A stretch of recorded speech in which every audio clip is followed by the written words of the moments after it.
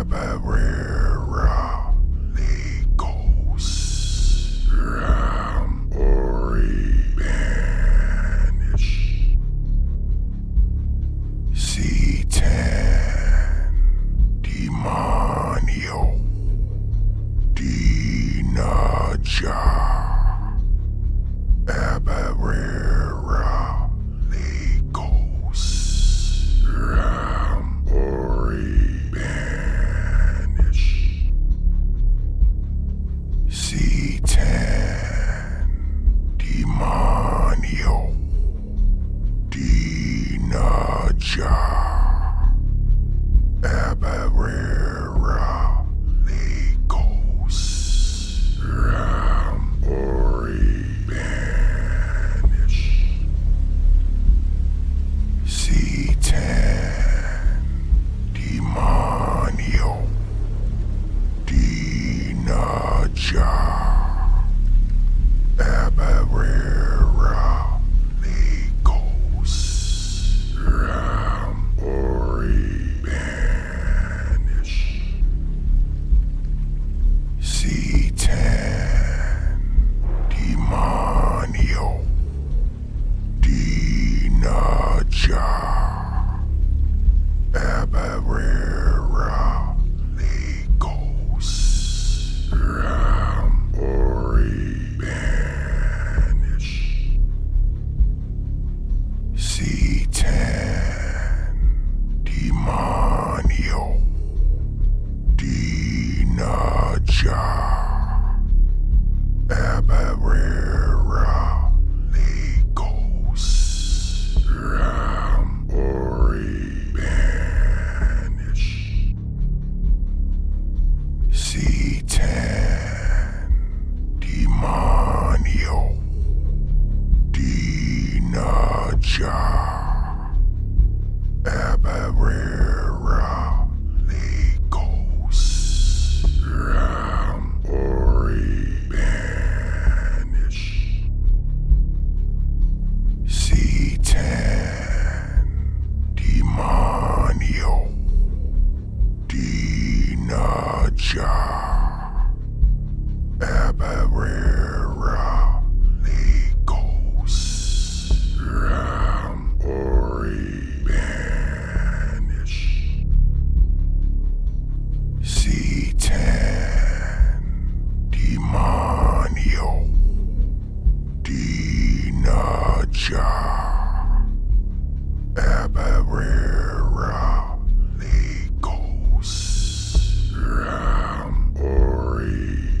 C10, Demonio, Dinaja, Abarera, Legos, Ram, Ori, Banish, C10, Demonio, Dinaja, Abarera, Legos, Ram, Ori, Banish, C10, Demonio,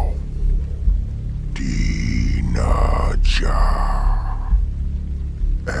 Abarera, Legos, Ram, Ori, Banish,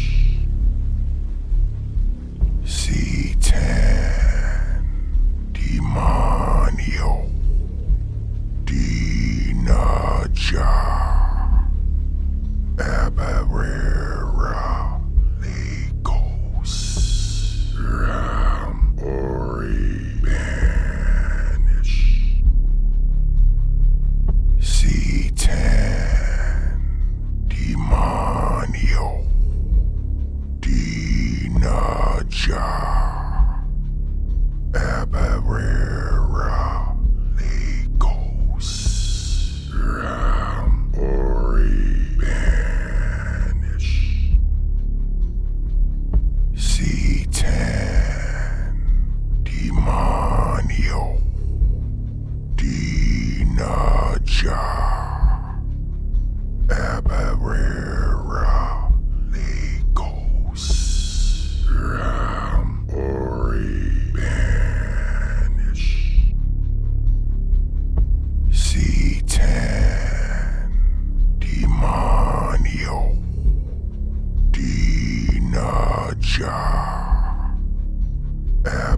Abarera Nikos Ram Ori Banish C10 Demonio Dinaja Abarera Nikos Ram Ori Banish C10 Demonio Dinaja Abarera Nikos Ram Ori Banish C10 Demonio Dinaja Abarera Nikos Ram Ori Banish C10 Demonio Dinaja Abarera Nikos Ram Ori Banish C10 Demonio Dinaja Abarera Nikos Ram Ori Banish C10 Demonio Dinaja Abarera Nikos Ram Ori Banish C10 Demonio Dinaja Abarera Nikos Ram Ori Banish C10 Demonio Dinaja Abarera Nikos Ram Ori Banish C10 Demonio Dinaja Abarera Nikos. Just we needed some positive energy. How's it going, everybody? Welcome to Apocrypha. Turn down this music here. We'll still run that in the background, but just needed something with a different vibe.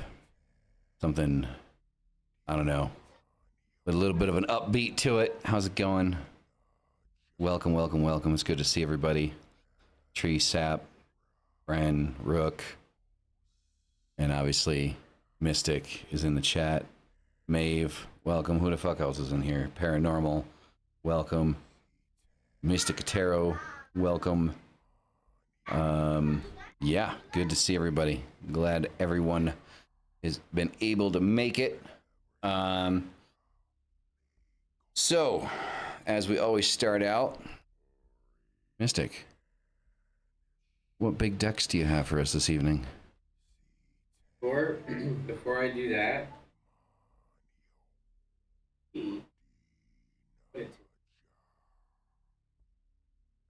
loading time. Sandwich. Wait, what did you just say? What? What? Giant juice or toad sandwich. Everybody's seen that episode. Yeah. Not it fitting today to use the deck that we have used.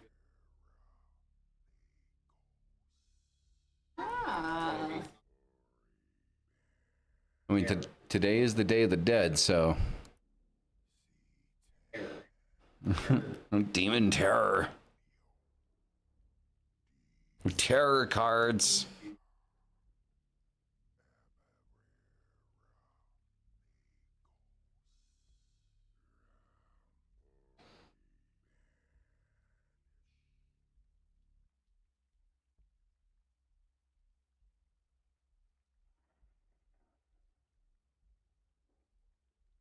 Interesting.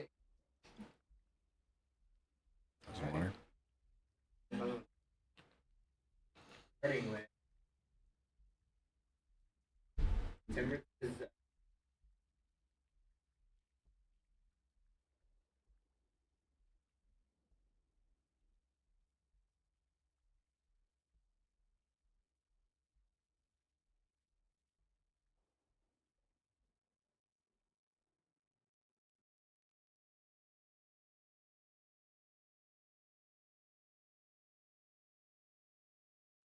Pause up, pause up. Hey, nobody can hear you, dude. Yeah, for some reason the chat audio is not fucking chat audioing. Yeah. Yeah, Rook, thank you for pointing that out. What the hell is going on here? This is the problem with Windows. It changes shit. Like, just because. Mystic, say something. No, it's not picking up. Now we can't. Oh wait, it's also because I'm like editing the wrong fucking scene too. God damn it. Do. Let's see here. Sorry about that, chap. Thank you for pointing it out. All right, wavelength, voice chat. It's also because there's like it looks like there was an update, so it changed the name of the fucking thing, so. Day of the Dead and Right? Silent tarot reading. That's what it is. That's how you know it's live. I might throw up some tarot cards.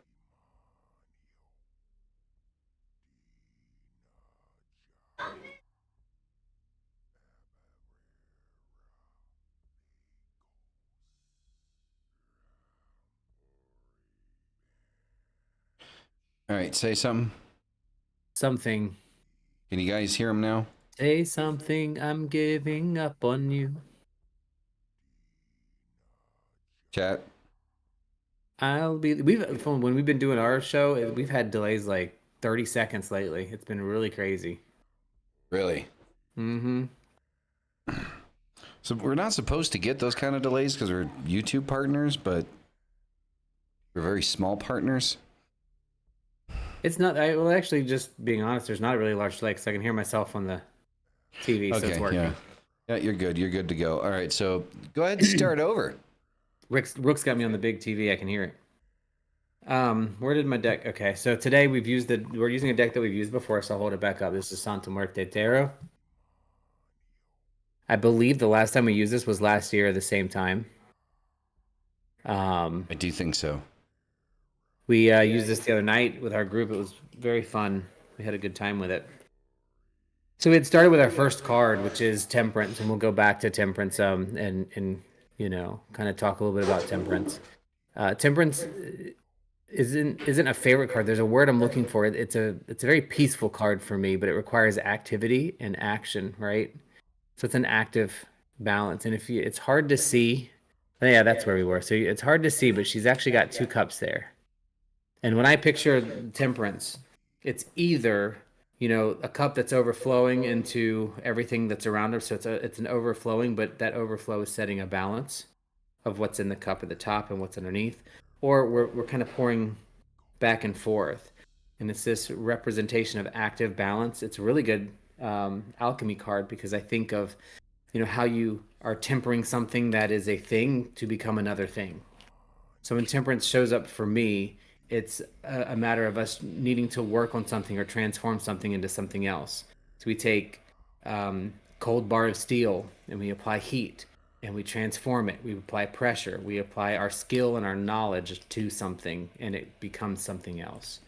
So our energy right now is in that transformative space, as we go into the fall, kind of between, summer and winter, our Western time of the year, our sunsetting time, our ancestral time, as we do our final harvest and make sure that everything is good for where we're heading.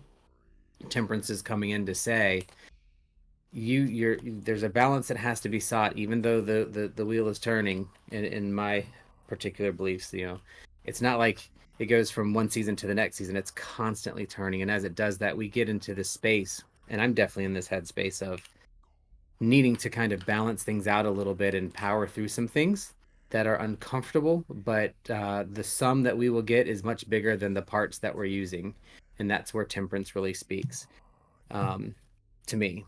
And I know you guys couldn't hear it earlier, but I did make I made a little interesting, I don't want to say gas, but the next two cards are both 8. So we got 2 8s. So we have our temperance balance. We have 2 8s, infinity symbols of things that will continually ebb and flow forever, go up and down forever. They're consistently powering through. So 8s are really big positive cards for me, actually. They're very much into the idea of things going forever. So we have the 8 of Cups first. So take a quick look at that. I love the imagery in this deck.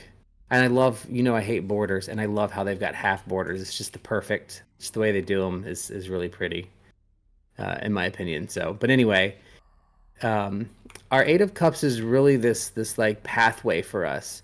So we're contemplating a journey. She's wearing this headdress of skull cups, basically 8 cups that are holding on to all this liquid, and liquid represents the emotion, the thing that can be like a still pond or a raging tempest storm that can destroy things. And you're kind of waiting for this need to go on a journey, but you don't know what's going to happen on the journey, but you got to take it. Coupled with your temperance, we're making decisions, we're making changes in our life right now that are going to be long effective. They're going to last a long time, and we need to be paying attention to how that's going to affect us emotionally. Generally speaking, to me, the 8s chronologically in the deck are towards the end of a thing, or something that's happening. Not to mean like, and this gets hard to explain for me. It's not like the end of an era, or the people kind of take that the wrong way. It's about the end of maybe even a thought process, something small that's getting ready to transform through our temperance. And then our third card, also an 8, is the 8 of Wands. I love this card. If it wasn't so busy, I'd get this as a tattoo, like for real.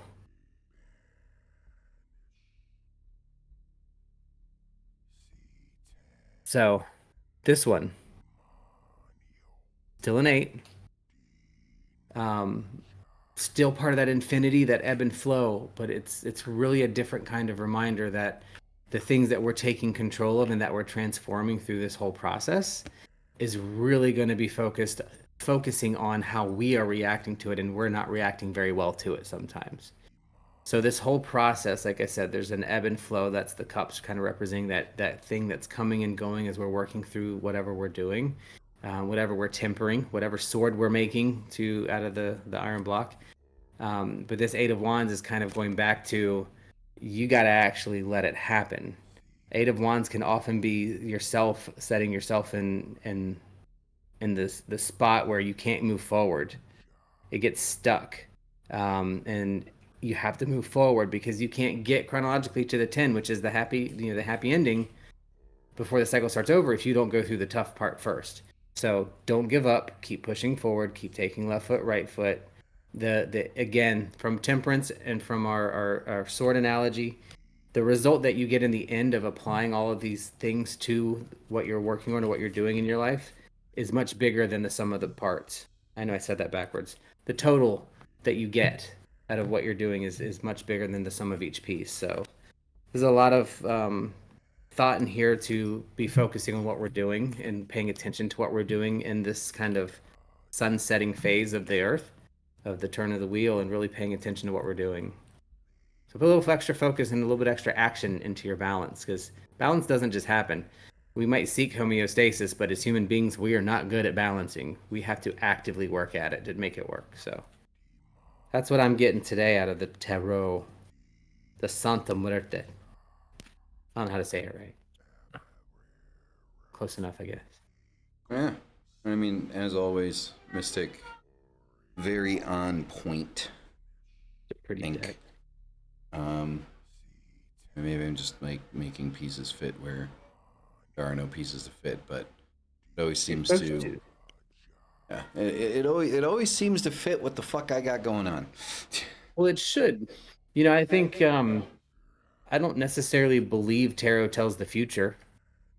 Actually, not even. I don't believe tarot is cartomancy is telling the future. It's letting your ears hear what the universe needs you to hear, interpreting it the way you need to interpret it to make the changes that you need to make to do whatever's next in your life. So it should match or work, be interpreted differently by your ears. Just like break your fucking kneecap. No, I was playing the hairband.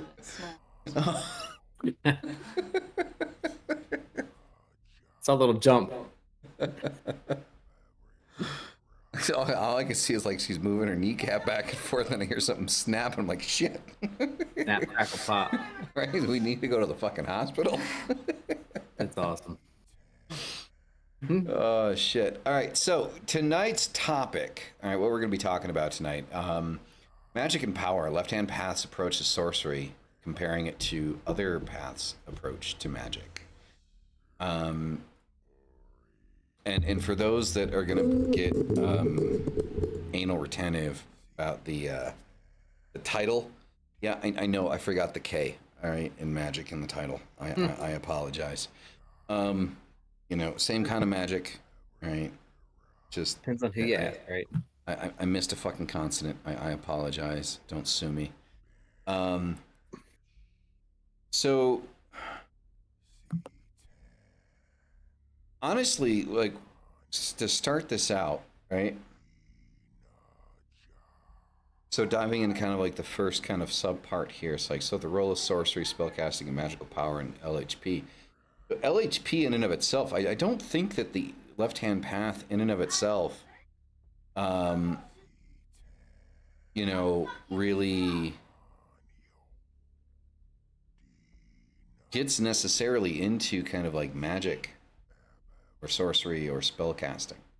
At least how I view the left-hand path. I mean, there's a lot of sub things that are considered left-hand path, like demonolatry or theistic or atheistic Satanism, what have you, that have, you know, magical tradition attached to it, right? That are inherently magical. I don't think that the left-hand path is in and of itself inherently magical. I think, you know, whatever we use as far as magic is concerned with it is what we interject into it, is what we interject into the philosophy, right? Because again, like my perspective on what the left-hand path is more of a philosophical overlay that goes over kind of like our spirituality, right? I think the concept or idea of self-deification can mean, I mean, you could take that magically, you could interpret that magically, right? You very well could, but I don't think that in its most fundamental form that it is. You know, to be completely honest. Mystic, you seem like you disagree. I wouldn't say I disagree. I just think, and my first thought is you have to define magic in order to determine what's the source of it, right? And I'm new, not like LHP has not been my world, right? It's more the witchcraft and the heathenry part of it, but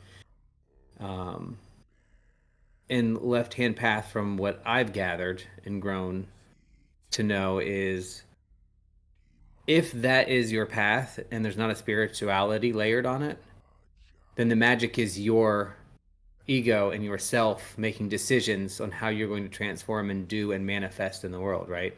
Because every magic piece isn't, depending on what you call magic, there has to be action with it, right? It doesn't just happen. So I kind of feel like, yeah, true.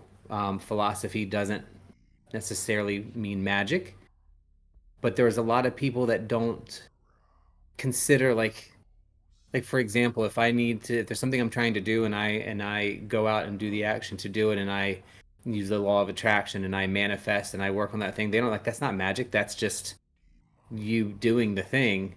But to me, a spiritual, magical person, that is magic.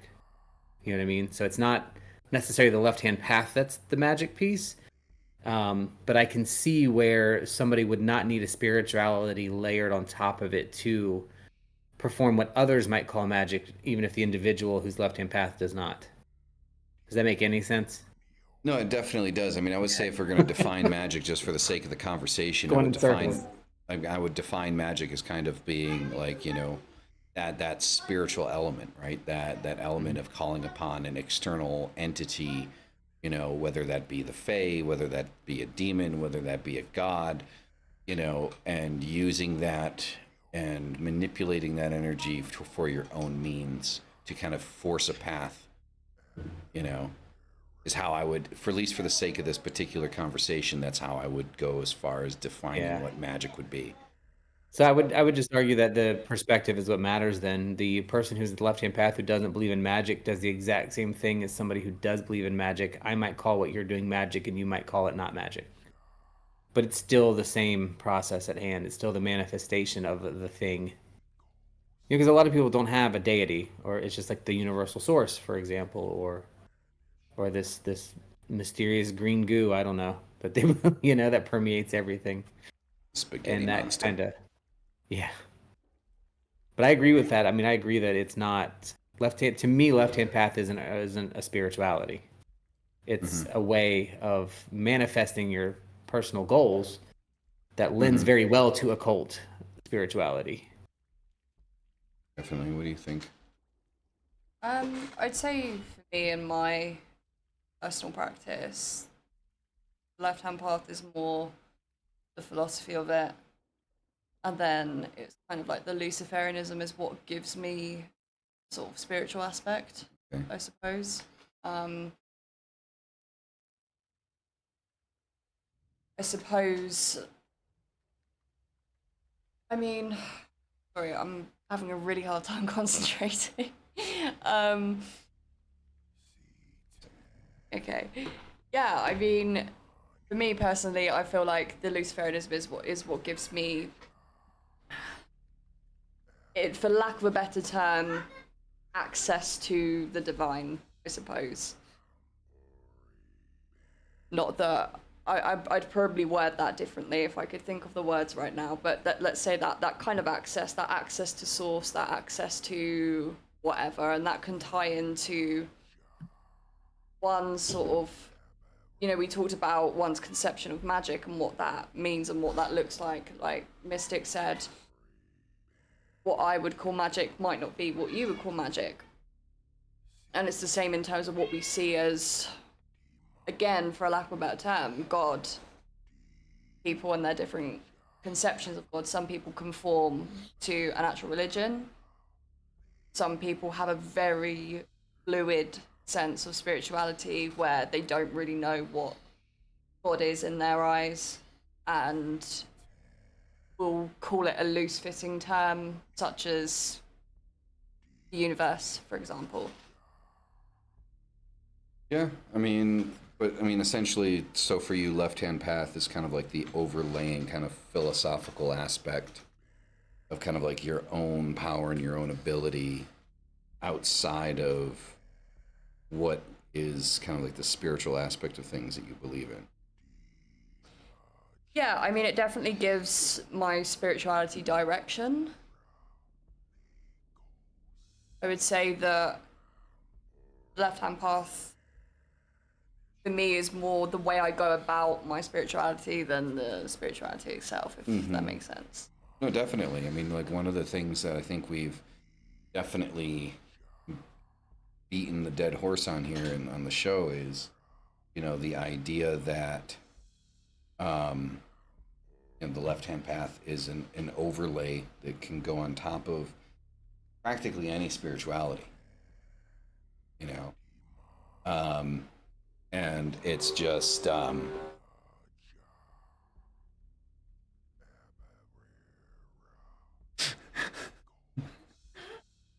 this is what it's like to do a podcast with a 10-year-old. constantly present. There's always something. There's always something. So yeah. So I think we've beaten the dead horse on that. Like that idea, that concept that the left-hand path is kind of like this overlay philosophy that kind of goes into, you know, how we do things, how we live our lives, the directions that we go in things, you know, stuff of that nature. So now, Mystic, going over to you, because you're the one that, you know, you said yourself, like left-hand path is kind of like a newer-ish aspect of things for you. When it comes to kind of like magical tradition and how you treated sorcery and spell casting and things of that nature, you know, in your earlier practice, how would you describe any differences, if any? Well, my practices honestly haven't changed really at all with the introduction of learning more about left hand path. What has changed is how I handle myself really in mundane world, you know. The magic that I do, the ritual, the processes that I do are very earth based, very Wiccan like, you know, very eclectic, which is, you know, when I'm asked to describe myself, I'm an eclectic witch. That's really the extent of it. I don't go much further than that. But what is different for the magic itself is really not much, except a higher level of self-respect, I think, and a higher level of recognizing your own abilities and capabilities and power that's not there with other, you know, underlying. Because I mean, Wicca, for example, Wicca has its spirituality and philosophy tied together really hard, right? And to me, that's how it was for me anyway. Christianity, Catholicism, all of those, the decisions you make and the way that you live your life are based upon the religion. Witchcraft's not like that. You know, how you do and practice magic and witchcraft, it's not based on your religion. It's almost a universal practice that even permeates all of those religions, right? But having the left hand path underneath it as a separate kind of guidance for how you, I guess, the locus of control from being internal instead of external, but still connecting using the spirituality that you believe in, whatever that is, kind of pulls all those pieces together. So, you know, it changes how you feel about stuff. For me, it changes how I feel about what I'm doing and how powerful I feel about what I'm doing in my own life. But it hasn't changed my actual practice. No, that's not changed. That's still eclectic. I still, you know, am, when I need to do something or have to do something in healing, I go straight to sounds, colors, and herbs, and oils, and it works every time. I layer on, you know, deity and things like that as my spiritual practice, but that's not related to the left hand path. The left hand path again changes kind of my mindset, I think, more than anything. And it's just not, it's not a, that to me, it's not, the left hand path isn't it just isn't spiritual process. It's a philosophy. Well, like we've all been beating that dead horse, right? It's a philosophy, but Yep. it lends itself to other spiritualities, I think, that are really unique, that can't, like, they can't be layered to other things, I think, sometimes, like, but I don't know. Are there Luciferians that don't consider themselves left hand path? Or, like, is that a thing? I don't know. I would assume so, but I don't know. What do you think?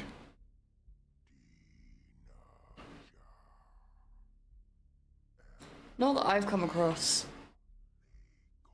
Not that Yeah, I've it come doesn't seem like across. it makes sense if you didn't, you know?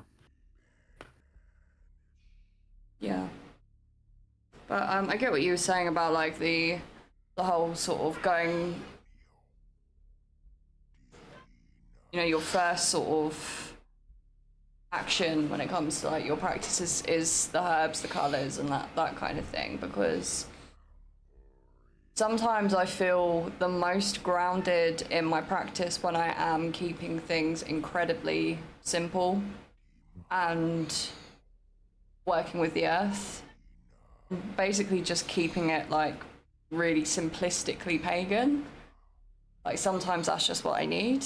I don't have to be doing elaborate rituals.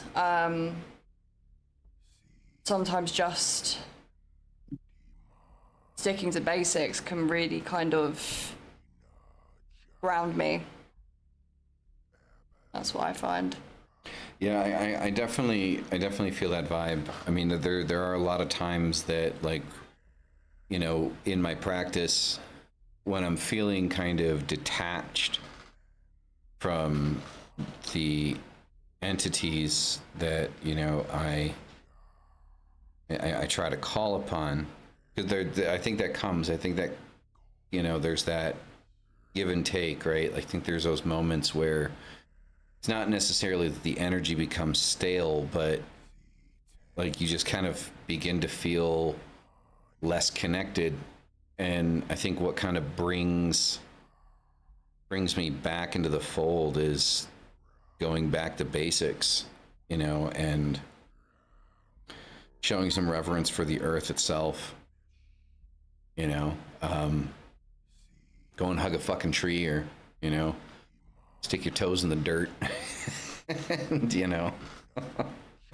And that's one of the biggest things for me, truly, is going out barefoot or going to the beach and taking your shoes off and walking in the line right where the water and you know the wet and the dry sand meet, and kind of having that moment is a really effective personal thing to do, to feel like you're plugging yourself, you know, unplugging and plugging back in, basically. And that to me is magic. Do I need spirituality to do that? Absolutely not. We may call it 100 different things. Is that explicitly left-hand path? No, but my reaction to it and the way that I interpret it is, right? That's where I guess the difference lies.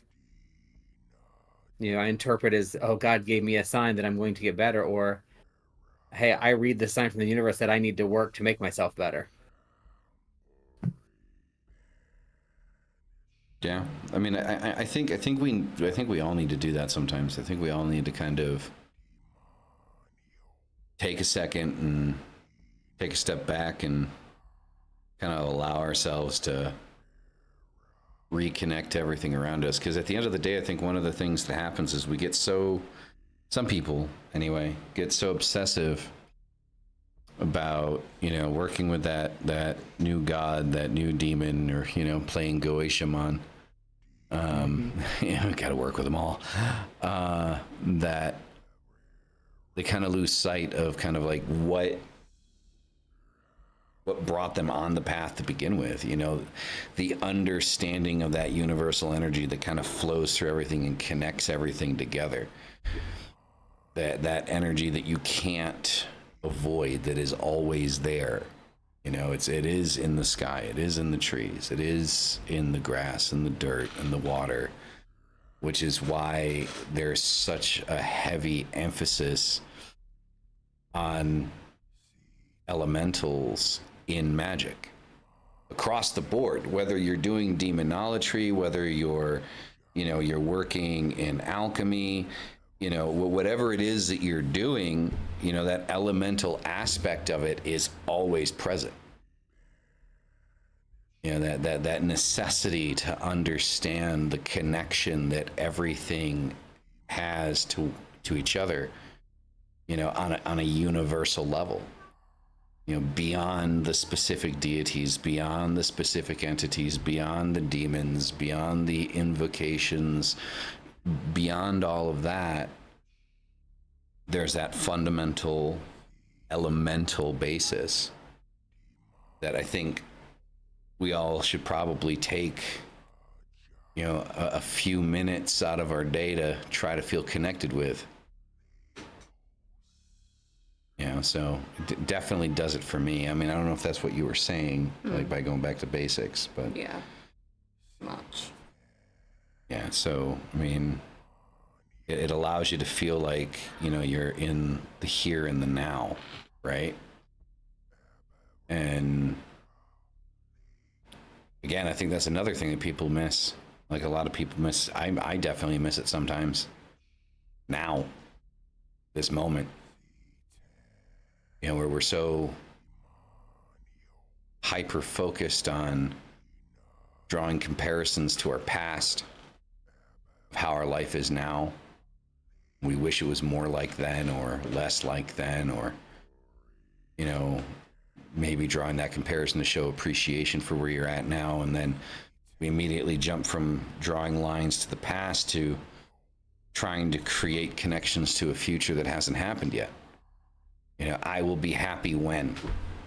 I will be better when this thing happens, when I get the raise, when I move to this place, when this person notices me, when I get this job, when I make this much money.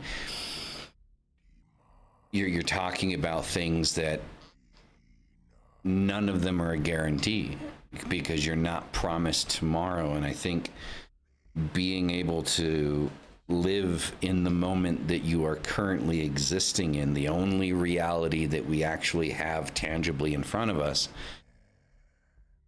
I think that that's a big major thing that a lot of people overlook. I mean, if you think about magic, like what is, when most people practice magic, they cast a spell, they do a ritual, a lot of the time it's not about now. It's not about right now, this moment. It's because they want something in the future, or they want to change something from the past, whether that be emotionally, metaphysically, or what have you. Most magic is referenced into what has happened or what we want to happen, but not what is happening. And we're ignoring the energy flow that's around us right now and what we could potentially be capable of doing with that energy that we have around us at the moment. And what do you think about that, Mystic? I mean, it makes sense, but I think my first thought goes to a little bit different place. It's most, I hate using that term. Let me say, in my experience, many times, right? People seek religious explanations when they have hit their most disconnected point. So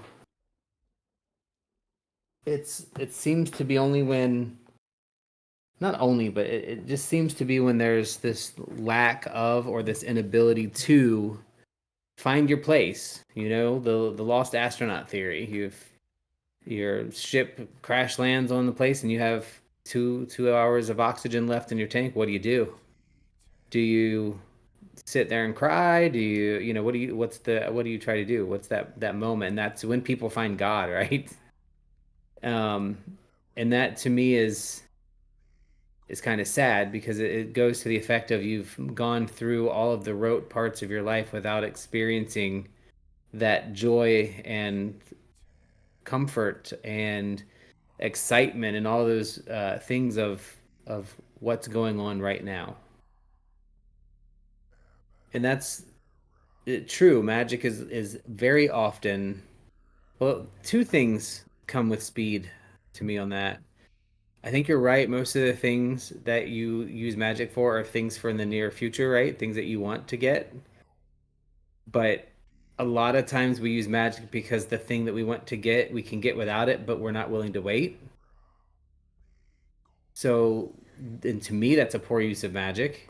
Trying to speed something along. It's like, I can't wait to that, give me the money now so I can buy this thing, or whatever the case may be, and having that moment of, that's not what this is, magic is for. And I think that backfires quite a bit for, how people interact with their magic. So from my perspective, from an eclectic point, from just a generic pagan perspective, I do that a lot.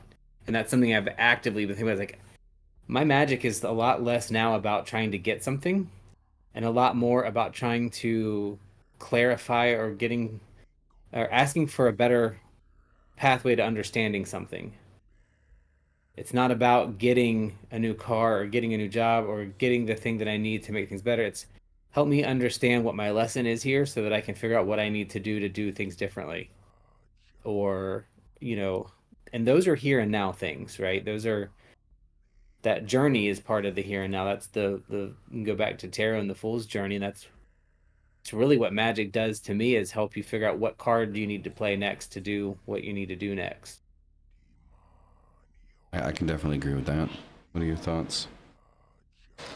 Yeah, I think that highlights the difference between higher and lower magic and how sort of important it is that there is that element of I feel like what piques people's interest in magic a lot is what they can get from it materially, how that can manifest in the physical, in the mundane. The higher magic stuff is less appealing to people interested in magic, I think, but in my opinion, a lot more fulfilling. Yeah, I mean, I think people definitely, when people start out on a magical path, it's because there's something that they want to change. They want to feel like they're regaining some level of control where down the line they had lost it previously. And so we do get kind of caught up, especially when we start out, we get caught up in getting this and getting that and, you know, not really worrying about our mindset and how our mindset, like, yeah, in magic, you can definitely get everything that you're asking for, you know, if it's done right. But if your mindset doesn't change with the advancement of that, with being put into positions where you can get that job that you want, or, you know, finding an opportunity to make money, to buy the house, to buy the car, to meet that person that you want to meet, to, you know, start that life that you want to start. If your mindset hasn't changed and your mindset is still where it was when you started, I believe that the most important question that you need to ask yourself in that moment is, how long are you going to be able to maintain those gifts that you're being given? Because if your mindset doesn't change and you're not ready to make the changes inside of yourself, this is where we beat another dead horse, you know, on this shit, is, you know, shadow work, right? And so if you're not in a place where you can at least start to do that and change your perspectives on things and begin to kind of change who you are as a person to maintain the things that you're asking for, you're inevitably going to lose them. And I think that that's where higher magic starts to kind of take a step, as I think as long-term magicians, like people that, you know, truly understand that the power that we wield with this, we know that using that very same magic to assist us in changing the mindset and gaining gnosis through our work is equally, if not more important than the material things that we ask for. Because that is the thing that is going to dictate whether or not we have the ability to actually maintain and keep the gifts that we're being given. So, I mean, agree, disagree? Yeah, completely agree. Mm-hmm. So, yeah, I mean, that's pretty much that. I think we've kind of touched on kind of like the last part here, which is kind of like the philosophical and practical differences in wielding magical power. I think maybe we can dive a little bit deeper into it, talking about the philosophy of magic versus kind of like the practicality of it. So for me, looking at magic from a philosophical standpoint, the practice of magic, and so the philosophical and the practical, it's going to sound corny, but I definitely vibe with Uncle Ben here. With great power comes great responsibility. And once you kind of start opening those doors in your mind to be able to push this shit to the limits that we push it, there is definitely a level of responsibility that falls into it. And I think the responsibility aspect of it falls into the philosophy part of it. It's understanding the responsibility that you have to the people that you do work for, including yourself, and the effect, the ripple effect that those decisions and those actions have in the world around you, as you're practicing. That I believe is kind of like the philosophical aspect of it. I believe, through most spiritual practices in the world, there's some form of the golden rule, right? It just kind of exists, even in Satanism. I mean, Satanism, like Levian Satanism, has its own form of the golden rule. And I think that that's just something that we just don't avoid, right? It's like, if you don't want it done to you, don't do it to other people. But if it is done to you, then, don't worry about taking the kid gloves off. It's that kind of vibe. That's like kind of the left-hand path aspect of it, right? I think the more right-hand path part of it would be kind of like turn the other cheek type of thing. I mean, the Wiccan Rede says, do what ye will, it's harm none. When we look at other spiritual beliefs, Christianity, Buddhism, Islam, everyone has, their own version of the golden rule. I think that the left-hand path is probably the first one that I can think of off the top of my head. Like, I'm not saying this as a fact, I'm just saying this as my opinion, is the first one that I've come across where it exactly, maybe it runs like that. Respect others, but don't take any shit. Somebody steps on your toes, snap back. And I think that is a more realistic way of looking at things. Instead of saying, yeah, you can fuck me in the ass with no grease all you want, and I'm just going to bend over and take it because I'm such a, good little boy. No, I think that that's also like, that breaks, I think, an even more important rule is self-respect. You have to be able to respect yourself before you can, respect other people.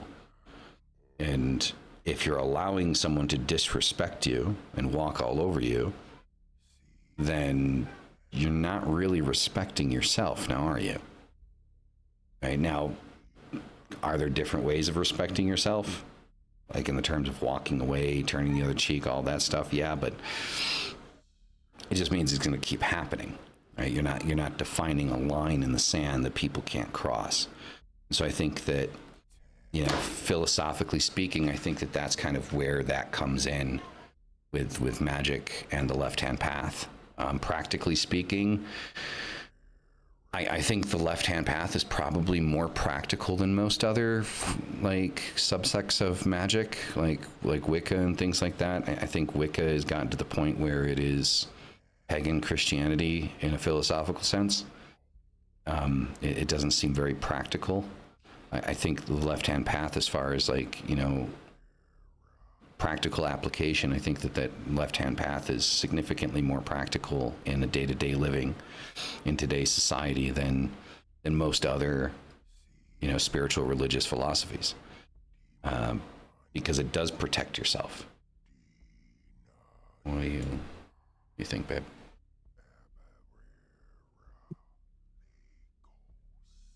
I think there's this idea of being the best person, being the bigger person, and it doesn't make you a better person if you don't have any self-respect, and if you're just allowing things to happen. You don't owe anything to anyone. You don't, you know, your own sense of morality and your own sort of moral compass. Like, you don't owe an explanation to people about your sort of opinion on this sort of matter, about how you should react or respond to people doing things to you that you don't want to do to yourself, that you wouldn't Want done to yourself. wouldn't want done to yourself. I say that morality, to some degree, is subjective. Obviously, we collectively agree that things like murder are wrong, and that's, you know, necessary for society to function, and why we have laws. But, you know, there are also things where, you know, morality is subjective, and political stuff, like things like abortion and things like that. Like, people have very different moral perspectives on that, whether it's moral, whether it's not. And the same kind of comes to magic to some degree. You know, there are, like you said, with Wicca, it's anything baneful that's not sort of like banishment, or in order to sort of protect yourself, is very much frowned upon. It's something that, you know, you don't do. I would question people who are very afraid of things like the idea of things coming back threefold and karma and things like that, whether that's also reflected in their daily actions as well as in their magical practice. Because I feel like there are some people that are like, oh yeah, karma, but don't actually give a shit about how they treat people day to day. You know, it's like, oh yeah, it applies to magic, but it doesn't apply to my daily actions. Like, that's a crock of shit. Match it with your actions as well. Yeah, definitely agree. Mystic, where do you stand? Same. I mean, there's not much to add to that. That's what both of you said.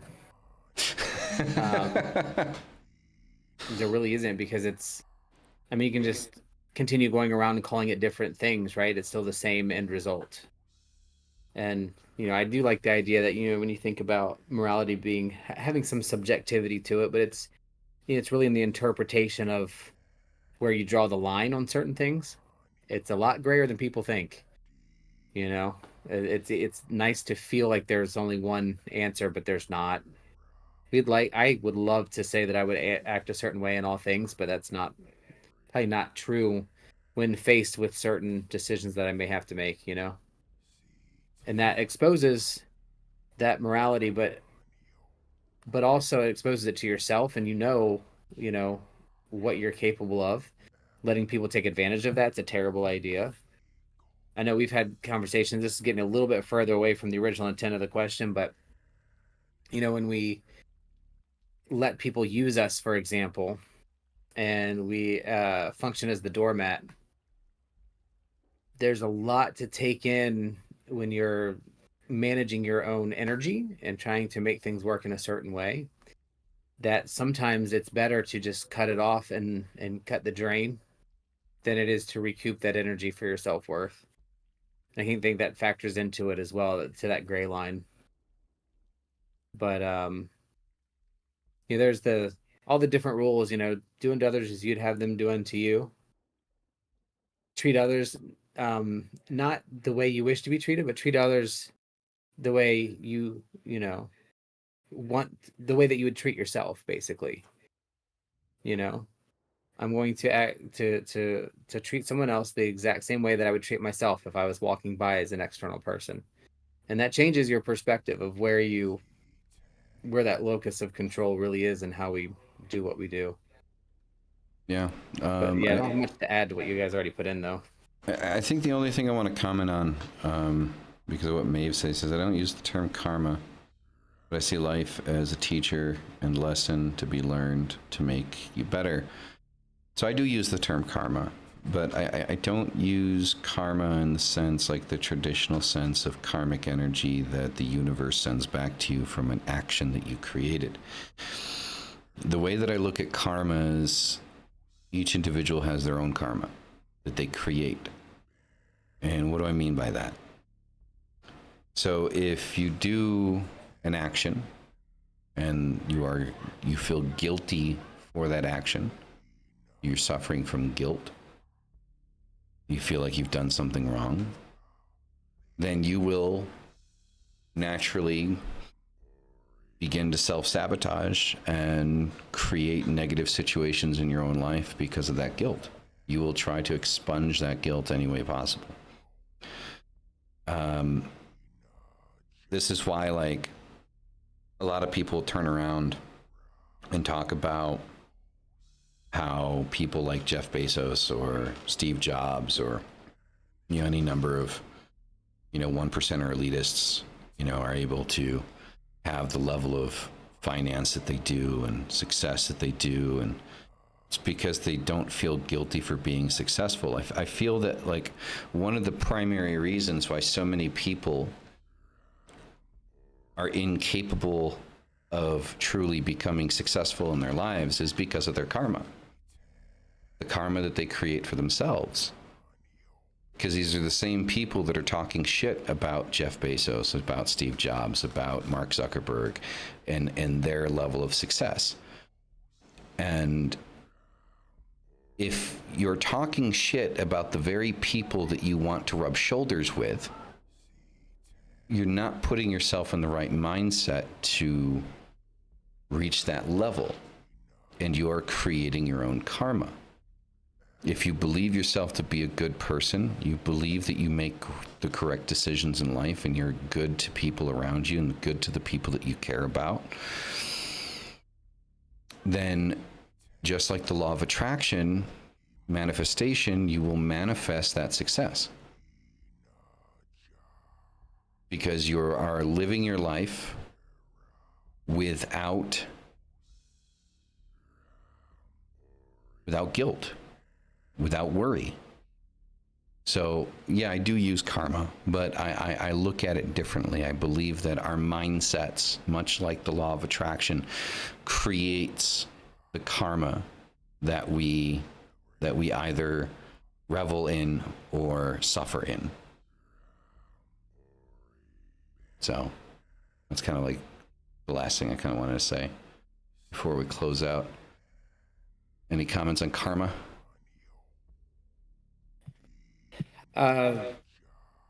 No.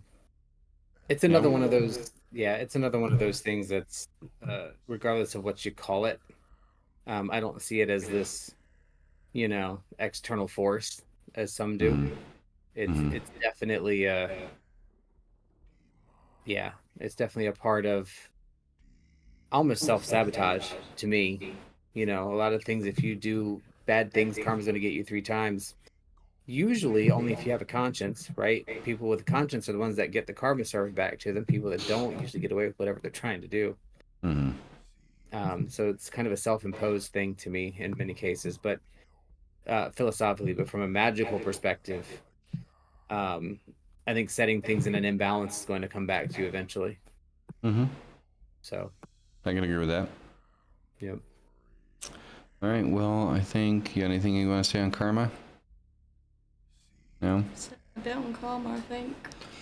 All right. So yeah, I think that's going to be it. Thank you all for being here. Greatly appreciate you guys are fucking amazing. And as always, hell thy fucking self. We'll see you in the next one. Peace the fuck out. Deuces. Bye.